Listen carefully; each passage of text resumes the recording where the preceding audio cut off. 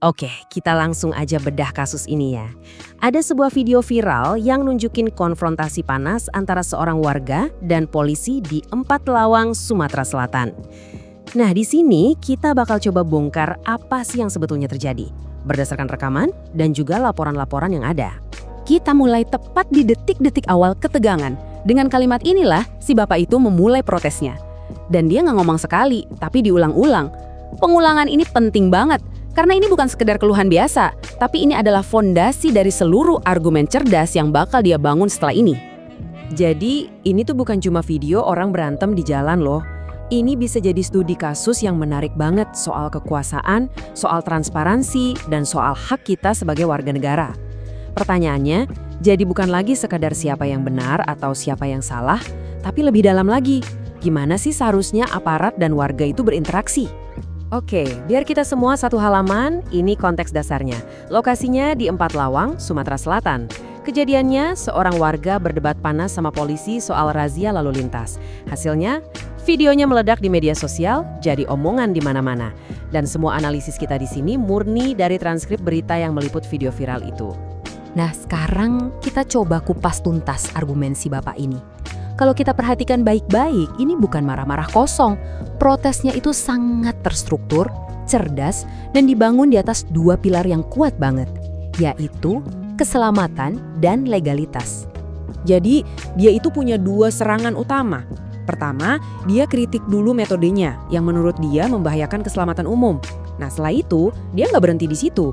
Dia naikin levelnya dengan mempertanyakan dasar hukum alias otoritas polisi buat ngadain razia di situ. Yuk kita lihat satu persatu. Poin pertamanya tuh logis banget soal keamanan. Ngadain razia atau nyetop kendaraan tiba-tiba di tikungan yang jarak pandangnya terbatas, itu kan sama aja cari penyakit. Bahaya, bukan cuma buat pengendara yang lagi di stop, tapi juga buat orang lain yang lewat, dan bahkan buat petugasnya sendiri. Dan kerennya lagi, dia nggak cuma ngomel-ngomel, dia justru nawarin solusi, ngasih kritik yang membangun. Dengan ngomong gini, dia seolah-olah bilang, saya nggak nentang razianya pak, saya nentang cara bapak ngelaksanainnya yang serampangan. Ini bukan lagi soal jangan ada razia, tapi kalau mau razia, ya yang bener dong. Nah, dari sini nih, suasananya langsung berubah total. Setelah argumen soal keselamatan diterima, dia langsung lempar satu pertanyaan yang mengubah seluruh jalannya perdebatan. Pertanyaannya bukan lagi tentang gimana razia ini dilakukan, tapi apakah razia ini wapsyus sah secara hukum? Sprint atau surat perintah tugas, ini dokumen yang krusial banget. Gampangnya, ini surat izin resmi yang jadi dasar hukum buat petugas di lapangan. Tanpa sprint, sebuah operasi bisa dianggap ilegal. Cuma dengan satu pertanyaan ini, si bapak tadi mengubah posisinya dari sekedar pengeluh jadi seorang penggugat legalitas.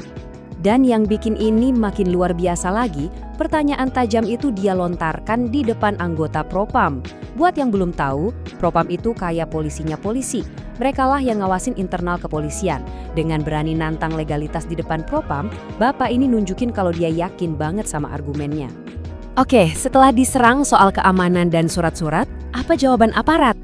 Nah, disinilah perdebatan masuk ke babak baru. Alih-alih menjawab langsung ke intinya, adu argumen ini bergeser menjadi sebuah perang narasi. Jadi, polisi nggak langsung nunjukin surat perintahnya. Mereka malah ngalihin pembicaraan ke tujuan mulia mereka, mencegah kejahatan. Pesannya seolah-olah, udahlah, jangan permasalahin teknis, niat kami kan baik. Tapi si bapak ini nggak mau terima gitu aja.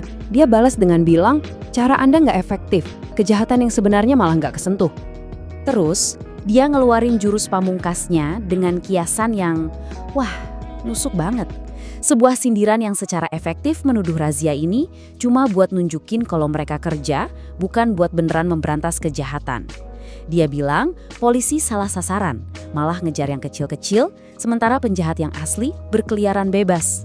Jadi, lihat kan gimana cerdahnya dia berhasil merebut kendali perdebatan. Dia nggak cuma mempertanyakan, ini sah nggak sih? Tapi dia eskalasi jadi, ini sebenarnya ada gunanya nggak sih?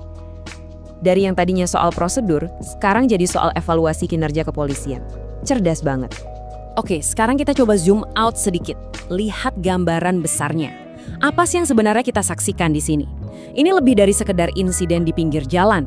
Ini adalah cerminan dari sebuah fenomena yang lebih luas di zaman digital ini. Ingat kan di video itu ada teriakan, "Kirkam, kirkam." Nah, itu kuncinya. Si bapak ini sadar betul sama kekuatan kamera. Dalam situasi di mana satu orang sipil berhadapan dengan beberapa aparat berseragam, kamera itu jadi penyeimbang kekuatan. Dia mengundang jutaan pasang mata untuk jadi saksi dan juri, mengubah konfrontasi pribadi jadi diskusi publik. Nah, setelah video ini viral dan jadi perdebatan di mana-mana, ada satu hal yang paling menonjol dari pihak kepolisian, yaitu keheningan. Sampai saat analisis ini dibuat, belum ada tanggapan atau klarifikasi resmi yang diberikan. Hening. Kenapa diam itu jadi masalah besar? Ya, karena di zaman sekarang, diam itu bukan lagi emas. Dengan nggak memberikan versi cerita mereka, institusi kepolisian secara nggak langsung menyerahkan kendali narasi sepenuhnya ke pihak lain.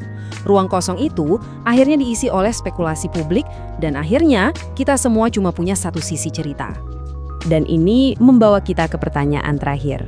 Bukan buat dijawab sekarang, tapi buat kita renungkan bareng-bareng. Dalam situasi panas kayak gini, tanggung jawab utama buat mendinginkan suasana itu sebetulnya ada di pundak siapa? Apakah warga yang harus patuh dulu baru lapor nanti? Atau justru aparat sebagai pihak yang punya kuasa yang harusnya tetap tenang, transparan, dan mau menjelaskan bahkan saat ditantang? Video ini nggak ngasih kita jawaban yang gampang, tapi jelas maksa kita semua buat mikir.